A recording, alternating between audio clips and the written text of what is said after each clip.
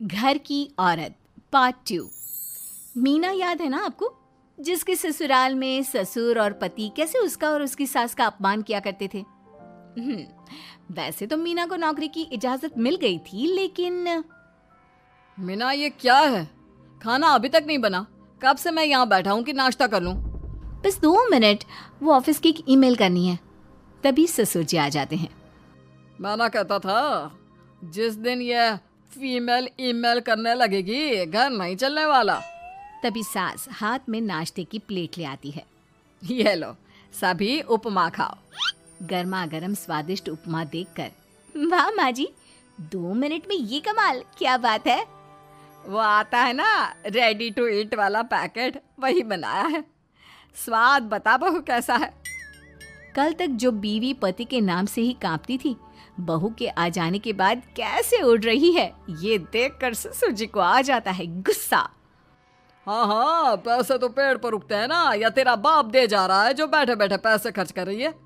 अरे जरा शरीर चला लिया कर, वरना पता है ना जब मेरा हाथ पड़ेगा तो कैसे काम करती है तू।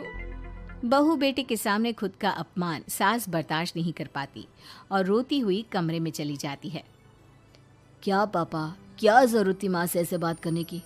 सुबह से कुछ नहीं खाया है, अब जब खाना आया तो रुला दिया आपने। चलिए देखते हैं माँ कहाँ गई। मेरी जूती भी ना जाए उस पागल औरत को देखने।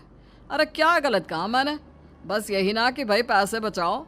अरे कमाने बाहर निकले ना तब पता चले कि कैसे हड्डी गल जाती है। बात तो सही कह रहे हैं पिताजी, माँ को तो बस पैसे उड़ाना आता है।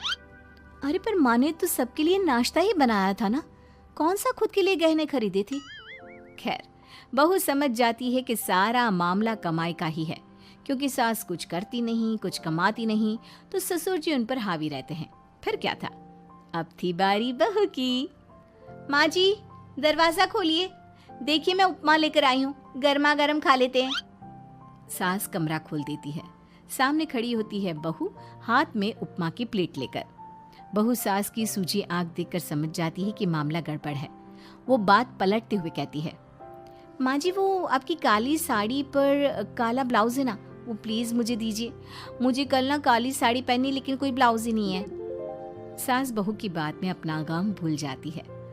हाँ बहू, क्यों नहीं, वो तो मैंने अपने हाथों से डिजाइन किया था। चल अभी निकाल कर देती हूँ तुझे। सास बहू को ब्लाउज निकाल कर दे देती है। फिर अगले रोज, माँ जी आज तो ऑफिस पे कमाल ही हो गया। पता है क्या, सारी सहेलियों ने घेर लिया, पूछ रही थी ब्लाउज कहाँ से खरीदा। मैंने भी बोल दिया मेरी सास ने सिलाया, वो भी खुद डिजाइन करके। ये तो वही बात हो गई कि झोला छाप डॉक्टर की दवाई काम कर गई। अरे बहू, ये तो बस ऐसे ही बना दिया था। लेकिन माँ जी आपको पता है, ये देखिए 2 लोगों ने तो मुझे कपड़ा भी दे दिया और नाम भी, सेम टू सेम डिजाइन का ब्लाउज बना दो, और बदले में ये 2000 रुपए। हाथ में 2000 देखकर सास की तो आंखें फटी की फटी रह जाती है। अरे बहू, ये तो कमाल ही कर दिया। ये काम तो मैं कल तेरे ऑफिस जाने से पहले ही खत्म कर दूंगी। सच्ची माँ जी, कैसे इतनी जल्दी? अरे बहू, वो बस नाप है ना, उसी के आकार का काट काट कर डिजाइन ही तो देना है। ये तो मेरे बाएं हाथ का खेल है। अगले रोज बहू ऑफिस जाती है और फिर शाम को 2 ब्लाउज ले आती है। अरे बहू, क्या बात है, लेकिन इसकी डिजाइन। बहू फोन में सास को डिजाइन दिखाती है। अरे ये तो बच्चों वाला डिजाइन है, रुक अभी थोड़ी देर में ही दे देती हूँ। सास बहू को कपड़े सिल कर देती और बहू सास को रुपए। फिर एक रोज, माँ जी ये लीजिए कपड़े, लेकिन इसकी सिलाई मैंने ज्यादा ली है। तो क्या है ना, हैवी काम है तो मेहनत ज्यादा लगेगी ना आपको। अरे रहने देती बहू, मैंने कौन सी बुटीक खोली है। बहू को सास की बात में दम लगता है और वो कुछ सोचती हुई निकल जाती है। वो कमरे में बैठी होती है कि उसके ससुर की जोर जोर से चिल्लाने की आवाज आती है। फिर फिजूल खर्ची। अरे तुम्हारे जैसी बेकार नाकाम काज करने वाली औरत कब पैसे की कीमत समझेगी। क्या जरूरत थी ये मशीन खरीदने की? अरे वो मैंने EMI में ली है, आपको पता है ना कपड़े सिलने का कितना शौक है मुझे। हाँ तो क्या दर्जी बनोगी, लोगों को पकड़ पकड़ कर नाप लोगी? अरे कुछ तो शर्म करो। तभी बहू आ जाती है, उसके हाथ में चाबी होती है। माँ जी ये चाबी, मैंने चौराहे में आपके लिए बुटीक खोला है, पैसा लोन से लिया है तो काम करके आप चुका देना। और हाँ माँ जी, कल उद्घाटन है तो 11 बजे दुकान में पहुँच जाना, पूजा में आपको ही बैठना है। ये सुनकर ससुर जी आग बुबला हो जाते हैं। कहीं नहीं जाएगी ये, इस घर की औरतें बाहर नहीं निकलती। तू तो इंजीनियर है इसलिए तुझे इजाजत दे दी, लेकिन ये तेरी सास 4 अक्षर नहीं आते इसको। अरे रहने दे, क्यों पैसा बर्बाद करवा रही है। सास को डांटने की आदत ससुर जी को जो लग चुकी थी। सास बहू की ओर देखती है। तो माँ जी कल वक्त से तैयार रहना। ससुर जी आप ही तो माँ जी को कहते थे ना उन्हें पैसे की कदर नहीं है, तो अब वो खुद ही कमाने जा रही हैं। अरे और क्या पापा, देखिए मीना ने कितना अच्छा बुटीक खुला है माँ के लिए। अरे रहने दो, ये कुछ नहीं कर पाएगी, गंवार कही की। ससुर की रजामंदी ना होने के बाद भी सास काम करती है, लेकिन ससुर भी ससुर होता है। एक रोज सास देर से घर आती है। कहाँ घूम रही थी? या कोई वक्त है घर आने का? घर का ठेका क्या आप मर्द लेंगे? अब लगोगी रसोई में, क्योंकि तुम्हारी बहू रानी भी नहीं आई अभी तक। पापा आज बाहर से ही मंगवा लेते हैं। आज बहुत ज़्यादा काम था, किसी की शादी का पूरा कपड़ा सिलना था। कल उन लोगों की ट्रेन थी, खुद बैठकर काम करवा कर गए हैं। बहू ये पैसे हैं आज के गल्ले के, ज़रा संभाल ले।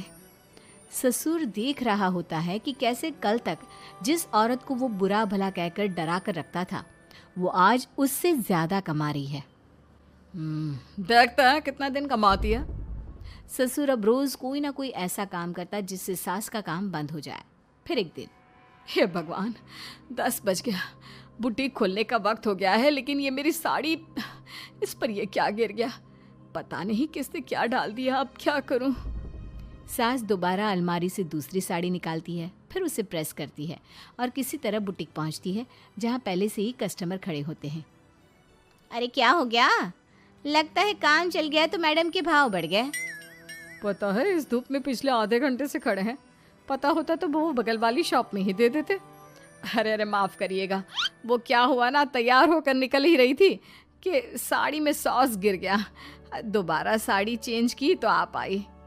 ठीक है, लेकिन अब आ गई है तो ज़रा जल्दी से कपड़े दे दो, हमें जाना है। सास को कस्टमर की बात बुरी लगती है, लेकिन क्या करती, वो जल्दी से सभी को सारा सामान देकर विदा करती है। सारा दिन काम करती है। वो निकल ही रही थी कि एक कस्टमर आती है। जी वो मेरी साड़ी है ना शादी की, उसका लहंगा बनवाना है। हाँ हाँ क्यों नहीं, बनवा लो। शादी की साड़ी के साथ इमोशंस जुड़े होते हैं। बिल्कुल सही बोला आपने, परसों मेरी शादी की सालगिरह है तो ज़रा बना देना।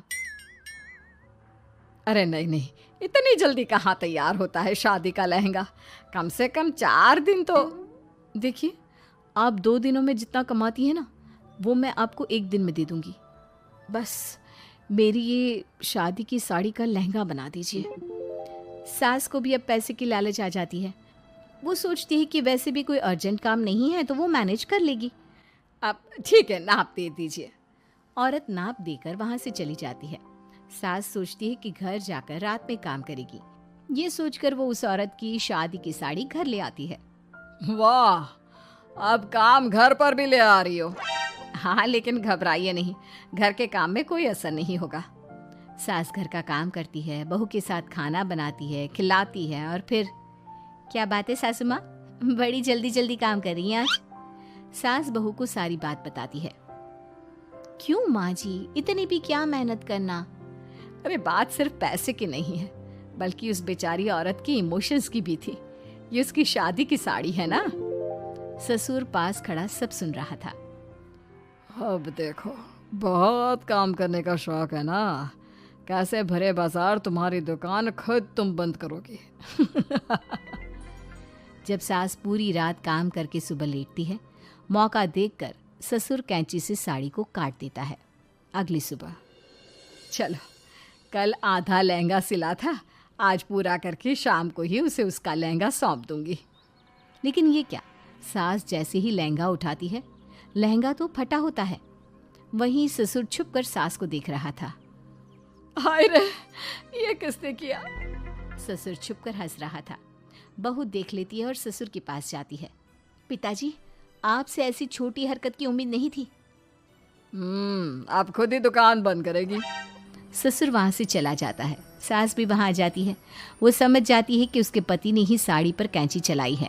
लेकिन फिर शाम को, जी वो मेरा लहंगा तैयार हो गया? हाँ जी, मैं तो कहती हूँ कि आप एक बार लहंगा पहन कर भी देख ले। औरत लहंगा पहन कर आती है और खूब खुश हो जाती है। अरे ये लहंगा है ना अंकल जी कमाल का, आंटी जी ने बनाया है, बिल्कुल लेटेस्ट डिज़ाइन। औरत सास को ढेर सारे पैसे देकर चली जाती है। लेकिन मैंने तो ये औरतों का फैशन है, कहीं से सिल दो या कहीं से काट दो, फैशन ही होता है। चलिए शाम का खाना मेरी तरफ से, आज आपका जन्मदिन है ना, रिटर्न गिफ्ट तो बनता ही है।